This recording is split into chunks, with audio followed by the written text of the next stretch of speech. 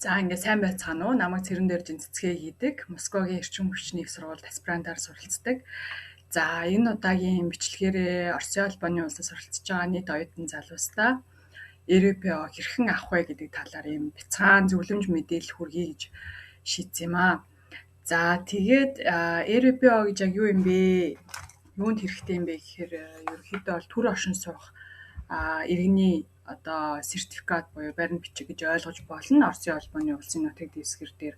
За ЕРПО гэхээр бид нар чинь нөгөө нэг оюутнууд боловсролын чиглэлээр суралцж байгаа тэ ийм оюутнууд учраас за энэ хүү баримт бичгийг бол авч болно. За үүнийг авах шаардлага юу юм бэ гэдэг талаар эхлээд та бүхэнд тайлбарлая гэж бодож байна. Жишээлх юм бол за миний хувьд бол одоо нөгөө аспирант сурж байгаа нийт оюутан залуусын хувьд бол одоо тэтгэлгээр ингээд ирсэн. За ингээд тодорхой хугацаатай байгаа тий визний хугацаатай. Тэгээд тэр хугацаанд амжих хэрэгтэй байдаг. За мөн амжихгүй тохиолдлууд бол байдаг. За тэр бол жирийн үзэгдэл. За тэгээд хэрвээ хугацаанд амжиж төгсөж чадахгүй тохиолдолд ч гэдэм үү те хугацаа сунгах шаардлага гардаг. За энэ үед бол хэрвээ таны виз дууссан байх юм бол та зайлшгүй эх орн руугаа буцах шаардлагатай болно.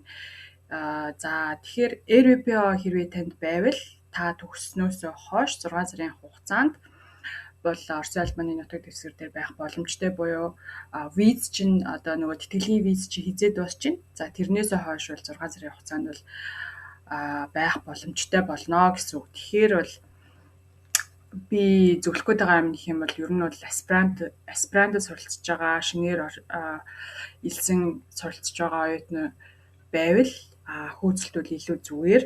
За дээрэс нь бакалаврын оюутнууд буюу одоо 4 жил сурдаг те 1 жил нь хэлний бэлтгэл ингээд 5 жил сурах ч юм уу. За иймэрхүү оюутнууд бол ер нь бол ампуул зүгээр гэж би хувийн зүгээс ингээд зөвлөмөр байгаамаа. За тэгээд ЕРПО авснаар бол давуу тал нь гэх юм бол виз сунгах ямар ч шаардлагагүй болно. За дээрэс нь бид нар нөгөө жил болгоны эрүүл мэндийн үзлэг гэж өгдөг. Тэгээд тэр үзлэг маань бол мөнгө төлөх шаардлагагүй гэсэн үг. Тэр үзлэгт орохын тулд мөнгө төлөх шаардлагагүй. Дээрэс нь эрүүл мэндийн даатгалд гадаадын иргэн бүр зайлшгүй хамрагдсан байх хэрэгтэй болдог. За тэр маань бол нэг за бидний нөгөө эрүүл мэндийн зүгээр энгийн үзлэгчний 6,000 рубль те. За тэгээд нөгөө даатгалд хамрагдахаар 6-аас 8,000 рубль, 8,000 рублээр бид нар даатгалд хамрагддаг шүү дээ. Нийтдээ бол жилдээ бол нэг 14,000 рубль бол яг ийм процессыг бол бид нар бол төлбөр зарцуулж байгаа гэсэн үг. Тэгэхээр хэрвээ та хөөцөлтүүд авсан тохиолдолд авснаасаа хойш одоо жил болгоны энэ төлбөрийг бол төлөх шаардлагагүй болно гэсэн үг. За тэгээд суралцж байгаа хугацаанд ажиллах боломжтой. За тэгээд одоо бидний нөгөө тэтгэлийн хугацааны виз гэж байгаа шүү дээ. Тэрнээс хойшоогоо бол 6 сарын хугацаанд бол хүчин төгөлдөр за Оросын албаны улсын нутаг дэвсгэр дээр за суралцаад ажиллах юм боломжтой болно гэсэн үг. Тэгэхээр бол ийм давуу талтай байх нэ. За тэгэхээр ямар бичиг баримт бүрдүүлэх шаардлагатай вэ? За бичиг баримт дээр бол нэгдүгээр заявлын буюу одоо өргөдөл 2% байх шаардлагатай. Энэ нөгөө ар үүргөө хэвлүүлсэн байх шаардлагатай гэдэм билээ. За тэгээд хоёрдугаарт бол пассворт болон түүний орчуулга гэж байгаа. За ЕРПО-д зайлшгүй бүх пассвортын хуудасууд орчуулсан байх шаардлагатай байдаг. Тэгэхээр нөгөө пассвортын орчуулга гэхээр бид нар чинь ердөөсөө нэг 2 цаас одоо нөгөө эхний хуудсыг л зөвхөн орчуулсан байдаг шүү дээ тий. Тэгэхээр ЕРПО-д бол бүх хуудсыг нь орчуулсан байх шаардлагатай. Тэгээд та дурын одоо орчуулгын газар бол очоод ингээд ЕРПО зориулаад пассвортаа орчуулах гэсэн юм аа гэдээ ингээд өгөөд хэлэх юм бол таны пассвортыг бол ингээд орчуулж өгөх тийм боломжтой. За тэгэхээр энэ маань дурын одоо нэг орчуулгын газар бюро төвүүд байдаг шүү дээ тий. Тэн дээр очиж болно гэсэн үг. За тэгээ 3 дугаарт нь цээж зураг хэрэгтэй болно. За хар цагаан болон эсвэл өнгөт байж болно. За заавал ч нөгөө нэг матовый бүтэцтэй тийм зураг шаарддаг. Тэгэхээр одоо хэрвээ та одоо Монголд цээж зураг авахуулаад ирсэн байх юм бол бид нар манай Монгол нөгөө нэг авдаг зураг маань тийм гялгар бүтэцтэй байгаад байдаг шүү дээ. Тэгэхээр тэр маань бол хүчин төгөлдөр бус болно. Зайлшгүй тийм мат бүтэцтэй байна гэсэн үг. Тэгэхээр болж өгвөл ер нь бол Оросод бол ахуулсан зүгээр гэж би зөвлөнө. За тэгээд энэ маань бол 2 ширхэг за 3.4 3.5 см хэмжээтэй ийм зураг байгаа. Тэгээд ер нь яг зураг авдаг газрууд дээр ЕРПО-д ингээд ийм зориулж ингэ зураг авахулгасан юмаа хэлэх юм бол өөртөө баг хийгээд өгчдөгөө. За тэгээд дөрөвдүгээрт нь болохоор эрүүл мэндийн бичлэг гэж бичиг гэж байгаа.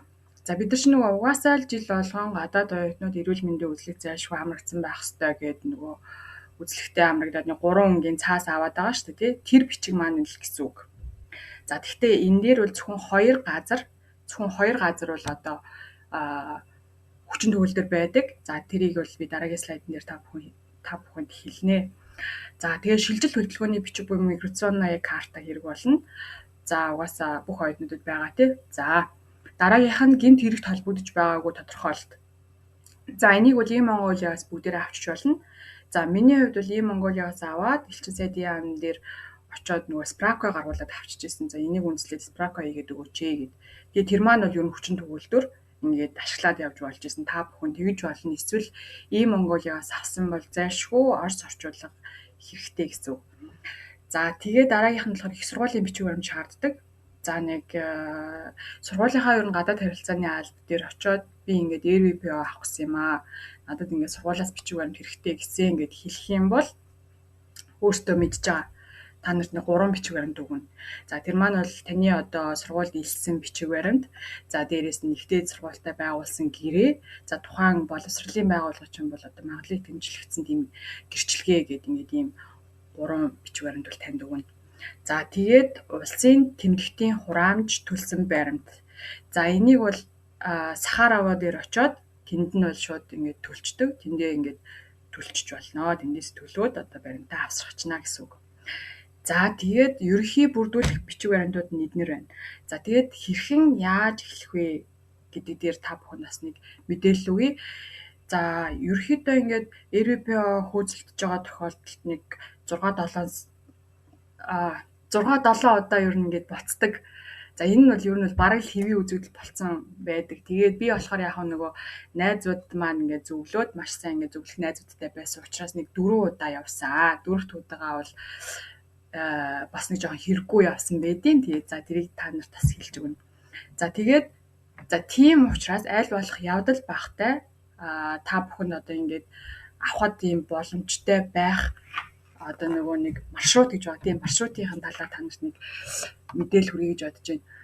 За эхлээд юунаас эхлэх вэ гэхээр ердөөсөө паспортаа орчуулгын газар өгчих. За энэ маань бол ерөнхийдөө бол 1 сар орчим байдаг ш. 1-2 хоногийн дотор л орчуулад өгч штэ. Тэгээ бүх хуудастай ингээд орчуулах шаардлагатай гэсэн үг. За тэгээд тэр хоорондоо бол C зураг авахулчин матовыг бүтцтэй тий C зураг авахулчин.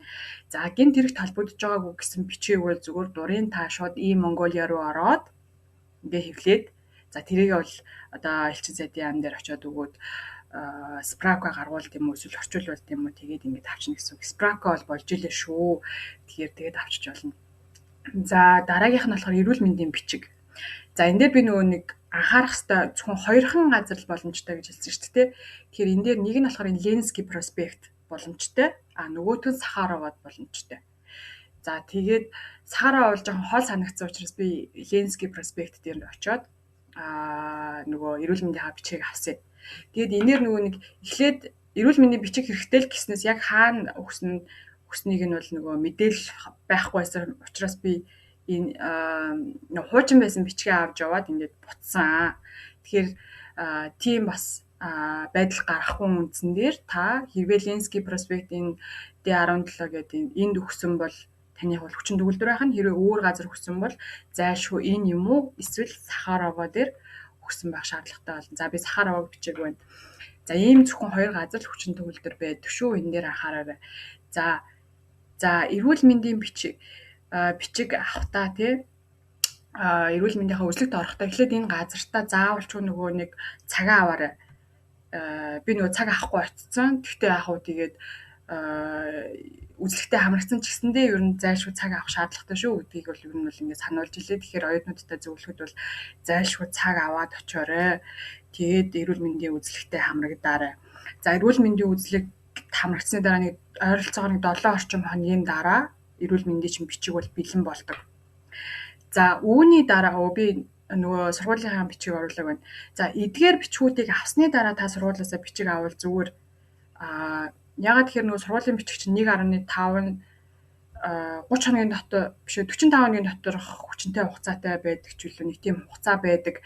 Тэгэхээр эдгээр бичгийг авсны дараа сургууль дээр очиод бичгээ авчираа. Сургууль бол шууд гаргаад өгчдөг учраас асуудалгүй. За тэгээд ингээд бүх бичиг баримтуудад нь ингээд бэлэн боллоо гэж үзэх юм бол та шууд Сахарова руу бол явахгүй. Тэрнээс өмнө заавал цаг авах шаардлагатай. За тэгээд цагаа авахдаа бол би одоо энэ слайд дээр ингээд оруулсан байна тийм. За энэ хаягийн дагуу ингээд очиод цагаа аваарэ. За энэ дээр бол ямар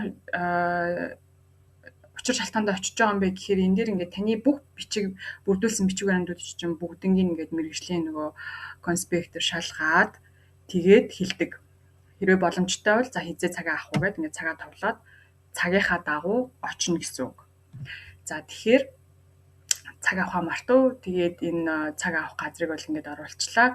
За би мөн та бүхэнд бас хэрэгтэй байлгах үүднээс ажлын цагийг бас ингээд оруулсан байгаа. Энийг бас ингээд анзаараарай. За энэ дээр бол нэг 2 цаг орчим ер нь бол хүлээдэг тий. Тэгээд ингээд цагаа авдаг. За ингээд бүх бичиг баримт бэлэн боллоо гэж үзвэл та Сахарова руу яваад юу яана материалаа өгөөд РПО-го хөөцөлтнө гэсэн үг. За дараагийн слайд дээр за РПО гэж юу юм бэ гэхээр энэ ихний зурган дээр миний энэ авсан байгаа яг нэг виз маягийн гэхдээ ийм нэг юм цаас юун дээр чинь паспорт дээр чинь наагаад өгчнө гэсэн үг. Тэгээд дээрэс нь би нөгөө 4 удаа яваад 4 дахь удаа нь ингээд нөгөө шал дэмий явсан гэдээ ярьсан шүү дээ. Тэр маань бол юунаас болсон бэ гэхээр виз хэрэгтэйгээд тэгээд виз авъя гэдээ очисон чинь энэ эдгээр улс бол виз хэрэггүй. Та хэрвээ РПО-тэй л байх юм бол асуудалгүй болцоо гэд хэлсэн. Тэгэхээр виз хүсгээд шал дэмий нэг удаа явцсан гэсэн үг. Хэрвээ та ингээд РПО-го авсан байх юм бол виз хүсэх шаардлагагүй. Хамгийн гол нэг анхаарах ёстой юм заавал үүнийг авсны дараа регистрац хийлгээрэй сургууль дээр. За регистрацаа мартдаг шүү эднүүд. Тэгэхээр хэрвээ регистрац мартсан байх юм бол танд бол одоо 5,000 рублийн торгуультай гэсэн үг. Тэгэхээр регистрацаа хийлгэхээ мартав гэж энэ дээр зөвлөмөр байна. За тэгээд Сахарова дээр очиж материалаа өгсөний дараа ер нь хизээ өгсөн бэ? Түүнээс хойш 2 сарын дараа очиод лавлаад асуугаарай. За ямар нэгэн болсон бичиг баримт болсон ч юм уу тэр талаар бол ямар нэгэн мэйл ч юм уу уцаар ямар ч холбоо өгдөггүй. Яагаад гэхээр ер нь баг та хэд очиод л баг харах бах ингээд айгүй их очертой айгүй олон оюутнууд хүмүүс ингээд нөгөө ажлын журмаар ч юм уу ингээд хөөцөлддөг айгүй их байдаг учраас тэр болгон дээр ингээд нөгөө хүрч чаддгүй юм шиг байгаа би болохоор тэгж ойлгосон. Тийм учраас заавал ч өөрөө очиж бэлэн болсоогүй мэднэ. Тэгэхээр тийшээ очих бүрдээ бэлэн болсоогүйгээ мэднэ тийм. За тэгээд юм байгаа шүү. За тэгээд тэнд Сахарова дээр очиод материал өгөхдөө мөн материал авахдаа бүтэн нэг өдрийг зарцуулдаг. Бүтэн нэг өдрийг зарцуулж очирдгоо. Тэнд ямар нэгэн дэлгүүр байхгүй, тэнд ямар нэгэн одоо цайны газар байхгүй. Тэгэхээр та бүхэн өөрсдийнхөө хувийн одоо хэрэглээ базааж яваарэ гэж бас хэлмээр байна. Ус тий бас идэж уух юм байх юм бол ингээд аваад яваарэ. Тэгээд ингээд өдөржингөө хүлээдэг учраас тэгээд нэлээд ингээд цаг яваал хүлээгээл нь тэгээд боломжтой бол ном аваад явдаг ч юм уу очиод уншдаг ч юм уу тэгж цагийг бас өөр бүтээлтэй ингээд хүлээж өнгөрөөхөрөө гэж та бүхэн зөвлөмөр байна. За тэгээд ер нь ярих юмнууд бол баг дууссан байгаа байх гэж би бодож байна. Тий Сахарова За тийм байгаа шүү. Тэгээд ерөөхдөө ярих юмнууд маань бол дууссан байна. Ингээд анхаарал хандуулсанд баярлалаа. Хэрвээ та РПО авсан байх юм бол виз сунгах шаардлагагүй байх нь жил бүр эрүүл мэндийн үзлэгт хамрагдах шаардлагагүй байх нь байна. Эрүүл мэндийн даатгалд үнэгүй хамрагдчихна. Тэгэхээр эрүүл мэндийн даатгалд хамрагдсан учраас яг уу та үнэгүй эрүүл мэндийн үзлэгтээ хамрагдаад явж болно. Тэгээд төгснөөсөө хойш 6 сарын хугацаанд Оросын албаны улсын нутаг дэвсгэр дээр ажиллаж амьдрах боломжтой. Ийм боломж бүртгэнэ. Тэгэхээр би ингээд нөгөө авцсан учраас одоо ямар нэгэн виз ч юм уу ямар нэгэн одоо эрүүл мэндийн чиглэлийн ямар ч юм санаа зовхгүй айгүй амар байдаг. Тэгээд хамгийн гол нөгөө энэ хөөцөлдөг процесс маань жоохон төвөгтэй учраас ингээд ер нь ихэнх оюутнууд жоохон шантраад ч юм уу ингээд байлдаг. Тэгэхээр тэрэн дээр битгий шантраарай. Ер нь бол ингээд 1 2 юм уу 3 бол ингээд явнаа. Тэгээд ямар ч гэсэн таны тэр явалтыг багасгах үүднээс ингээд бас өөрийнхөө туршлага дээр үндэслээд та бүхэнд ийм мэдээлэл хүргэж байгаа шүү. Тэгээд хэрвээ миний энэ видеог үзээд хэн нэгэн RVPO авч чадсан байх юм бол комент хэсэг дээр комент бичээрэй. За тэгээд миний хамгийн гол зорилго нь нэг ч гэсэн хүн миний бичлэгийг үзээд ингээд RVPO авсан байх юм бол миний энэ видео хийж байгаа зорилго маань оршиж байгаамаа. За ингээд нийт оюутнуудаа амжилт хүсье. Бүгдээрэнд нь сурталчилгааны өндөр амжилт хүсье.